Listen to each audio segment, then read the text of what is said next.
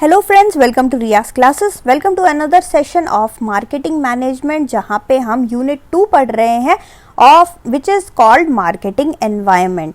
Before we begin, if you like the videos that I'm sharing, do hit the like button. Do share your comments to let me know you find all this useful for your studies. Also, don't forget to subscribe so that you won't miss out on watching and learning from my videos. So let us begin our session, जहाँ पे हम काफ़ी सारे acts को आज भी cover up करेंगे। Next हमारे पास आता है agricultural produce grading and marking act, यानी कि एग मार्क। एग मार्क आपने सुना होगा। एग मार्क का फुल फॉर्म है agricultural produce grading and marketing act, यानी एग्रीकल्चरल प्रोड्यूस से रिलेटेड है। ये ठीक है, उसकी हम ग्रेडिंग करते हैं, उसकी मार्केटिंग करते हैं, तो ये एग मार्क के अंदर सब आता है। ये एक्ट हमें मिला 1937। तो इसके अंदर, इस एक्ट के अंदर क्या होता है? ग्रेडिंग होता है। ग्रेडिंग होता है और स्टैंडर्डाइजेशन होता है ऑफ एग्रीकल्चरल कमोडिटीज। तो इस एक्ट का नाम है egg mark. A for agricultural produce, ठीक है, ए स्टैंड्स फॉर एग्रीकल्चरल प्रोड्यूस। तो यहाँ पे ग्रेडिंग और स्टैंडर्डाइजेशन होगा ऑफ एग्रीकल्चरल कमोडिटीज। इसका एक सील होता है।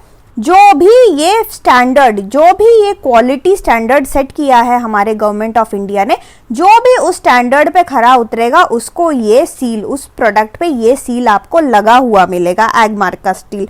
और कौन कौन से ऐसे कमोडिटीज है जिन पे ये सील लगता है? दिस प्रोडक्ट्स में include cream, butter, eggs, vegetable oil, wheat flour, rice, cotton, गुड़, मेज, हनी एंड ग्राउंड स्पाइसेस। तो इस तरीके के काफ़ी सारे प्रोडक्ट्स हैं जो खाने पीने से रिलेटेड है।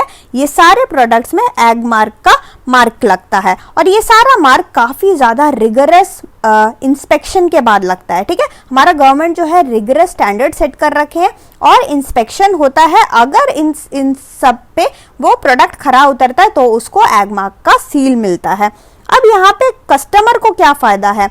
अगर फॉर एग्जाम्पल कस्टमर ने एक एग मार्क सील वाला प्रोडक्ट खरीदा और बाय चांस वो प्रोडक्ट अगर डिफेक्टिव निकला, तो कस्टमर जो है उसके अगेंस्ट कंप्लेंट कर सकता है और जो डिफेक्टिव गुड है वो रिप्लेस कर देगा। It will be replaced free of cost, या फिर जो मनी है that money will be refunded. तो इस तरीके के काफ़ी चीज़ें, काफ़ी जो हेल्प है वो मिली है हमारे कस्टमर को।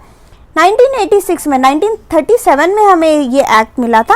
1986 में इस एक्ट को थोड़ा सा अमेंडमेंट किया गया, जिसमें कि now there is a provision for penalty for misgrading and counterfeiting grade designation mark, या फिर imprisonment up to 6 months and fine not exceeding ₹5,000। तो अभी तो फाइन भी कर दिया, इम्प्रिजनमेंट भी कर दिया 6 महीने तक। अगर आपने एगमार्क क्वालिटी का प्रोडक्ट में कुछ भी घपला किया तो जो मैन्युफैक्चरर है उसको भाई वो जेल तक जा सकता है। तो ये काफ़ी सारे एक्ट्स में हमने काफ़ी सारी चीज़ें पढ़ी और काफ़ी सारे गवर्नमेंट एजेंसीज होते हैं। ये एक्ट में अलग अलग फील्ड से रिलेटेड थे। कुछ कंपनी लॉ थे, कुछ एग्रीकल्चर से रिलेटेड थे, कुछ कंज्यूमर से रिलेटेड थे, कुछ ट्रेडमार्क से रिलेटेड थे। तो इन सबको देखता कौन है? इन सबको काफ़ी सारे गवर्नमेंट एजेंसीज देखते हैं ना। देखते तो हमारा गवर्नमेंट ही है, तो गवर्नमेंट ने काफ़ी सारे एजेंसीज बना रखे हैं जो इन सबको ओवरव्यू करते हैं, जो इन सबको देखते हैं। तो ऐसे ही कुछ एजेंसीज है। For example the bureau of industrial cost and prices, second will be the agricultural prices commission and third is the MRTP commission. तो अगर हम bureau of industrial cost and prices की बात करें तो ये जो होता है, this is established by the government. 1991 में ये एस्टैब्लिश हुआ है और इसका काम ये है इंक्वायर करना अबाउट द इंडस्ट्रियल प्रोडक्ट और उसके प्राइसेस के बारे में। इंडस्ट्रियल प्रोडक्ट जो है उसके बारे में वो प्राइस सेटिंग में हेल्प करता है। एग्रीकल्चरल प्राइजेस कमीशन, यानी कि जो एग्रीकल्चर से रिलेटेड, एग्रीकल्चर कमोडिटी से रिलेटेड जो भी प्राइस सेटिंग का काम है वो ये वाला कमीशन करती है। And it was set in the year 1965। Third one is MRTP commission. MRTP commission जो है it was established by the government.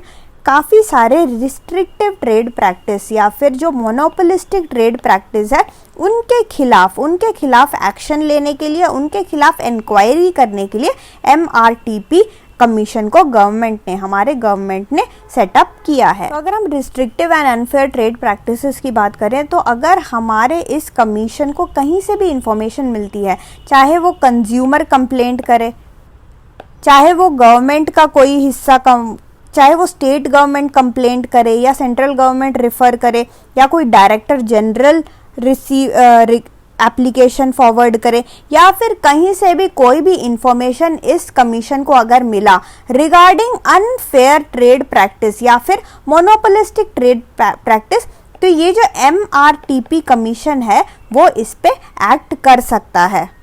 तो काफ़ी सारे ऐसे, ये तो खाली 3 एग्जाम्पल्स थे, इसके अलावा काफ़ी सारे ऐसे कमीशंस है, काफ़ी सारे ऐसे बॉडीज़ है जो कि हमारे गवर्नमेंट ने सेटअप करे हैं ये सारे एक्ट को प्रॉपरली रेगुलेट करने के लिए। नेक्स्ट हमारे पास आता है marketing implication of some regulation. Marketing implication हम यानी कि इसमें यही देखेंगे सिंपली कि हमारे जो एक्ट जिसके बारे में हमने इतनी देर से पढ़ा वो किस तरीके से हमको अफेक्ट करता है डेली लाइफ में, या फिर इंडस्ट्री को या फिर कंज्यूमर को वो किस तरीके से अफेक्ट करता है। अगर हम इन सारे एक्ट्स की इम्प्लीकेशन की बात करें, मार्केट में इन सब का क्या इम्प्लीकेशन है, इम्प्लीकेशन भाई सीधा सीधा ये है कि ये हमारे डिसीजन मेकिंग को अफेक्ट करता है। हमने बहुत सारे एक्ट्स पढ़े, फॉर एग्जाम्पल हमने MRTP एक्ट पढ़ा। MRTP एक्ट जो था वो स्टार्टिंग में आया, फिर उसको अमेंड करके उसको और भी ज़्यादा बेटर बनाया। इसको इसलिए बनाया ताकि मोनोपोलिस्टिक या फिर रिस्ट्रिक्टिव और अनफेयर ट्रेड प्रैक्टिसेस ना हो। तो इससे क्या होता है, इससे हमारे को ये इससे क्या मिला, इससे हमारा जो डिसीजन मेकिंग है रिगार्डिंग द मार्केटिंग मिक्स किस तरीके से यूज़ करना चाहिए, इन सब का डिसीजन मेकिंग जो है, इन सब के डिसीजन मेकिंग में इसका रेलेवेंस आपको दिखाई देगा। नेक्स्ट हमने कंज्यूमर प्रोटेक्शन एक्ट की बात करी। कंज्यूमर प्रोटेक्शन एक्ट जो है बहुत ही ज़्यादा इफेक्टिव है और इसके कारण क्या होता है, हमारा मार्केटर जो प्रोडक्ट बना रहा है वो हमारे कंज्यूमर को इग्नोर नहीं कर सकता है। अगर उसने गलत प्रोडक्ट बनाया तो उसको पता है कि हमारा जो कंज्यूमर है उसको बहुत सारे राइट्स दिए गए हैं। अगर उसने गलत प्रोडक्ट बनाया तो कंज्यूमर के पास राइट है कि वो जाके कंप्लेंट करेगा, वो सीधा जाएगा कोर्ट में और बिना किसी फीस के वो कंप्लेंट कर सकता है। तो कस्टमर जो मैन्युफैक्चरर होगा वो बहुत ही ज़्यादा अवेयर होके, बहुत ही ज़्यादा अलर्ट होके अपना प्रोडक्ट बनाएगा और प्रोडक्ट इस तरीके का बनाएगा कि वो जो स्टैंडर्ड है जो इंडियन गवर्नमेंट ने सेट कर रखे उस स्टैंडर्ड से मैच हो और प्योर और अच्छा प्रोडक्ट, वैल्यू फॉर मनी वाला प्रोडक्ट हमारे कंज्यूमर तक पहुंचे।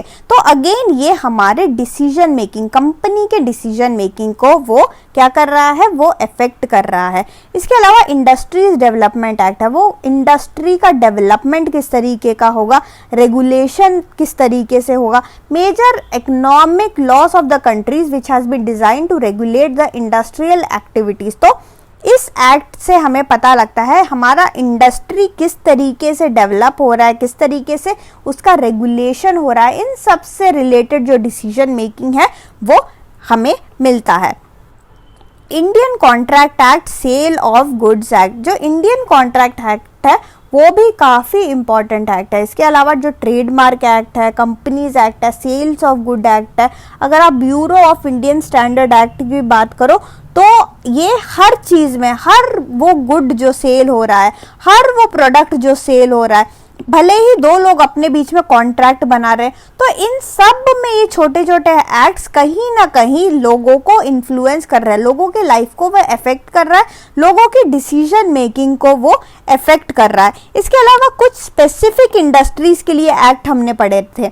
स्पेसिफिक इंडस्ट्रीज के लिए एक्ट यानी कि for example the prevention of food adulteration act, जो कि खाली फूड एडल्ट्रेशन से रिलेटेड है। Drugs and magic remedies act हमने पढ़ा जो कि प्रोहिबिट करता है सेल्फ मेडिकेशन को, है ना। एडवर्टाइजिंग, फॉल्स एडवर्टाइजिंग कोई कंपनी ना करे, तो ये मेडिसिन, ड्रग्स वगैरह से रिलेटेड है। इसके अलावा एसेंशियल कमोडिटीज एक्ट को हमने पढ़ा जो कि खाली एसेंशियल प्रोडक्ट्स के लिए, तो स्पेसिफिक इंडस्ट्रीज को लेकर भी, स्पेसिफिक इंडस्ट्रीज भी है वो भी इग्नोर्ड नहीं है, उनके भी डिसीजन मेकिंग को ये अफेक्ट करता है। मार्केटर जो है ये सारे के सारे एक्ट से वो अफेक्टेड है, वो इन सारे एक्ट के कारण ही सही प्रोडक्ट बना रहा है। अगर उसने कोई भी नकली वकली प्रोडक्ट बनाया है तो क्या होगा, सीधा का सीधा कंज्यूमर जो है वो कंप्लेंट करेगा। अगर इस गलत चीज के बारे में अगर सीधा का सीधा सेंट्रल गवर्नमेंट को या स्टेट गवर्नमेंट को भी पता लगा तो उनके पास भी अंडर एमआरटीपी कमीशन बना रखा है, उसके अंडर उनको पूरा राइट है उनको कि कोई भी अनफेयर ट्रेड प्रैक्टिसेस के अगेंस्ट वो कोई भी क्या कर सकते हैं, एक्शन, स्ट्रिक्ट एक्शन वो ले सकते हैं। तो ये जो है सिंपली सबके डिसीजन मेकिंग को अफेक्ट करता है। सो फ्रेंड्स, इसी के साथ आपका ये सेकेंड चैप्टर जो कि है मार्केटिंग एनवायरनमेंट, ये यहाँ पे ख़त्म होता है। Thank you so much for watching. Like, share and subscribe to Riyaz classes. Thank you and bye bye.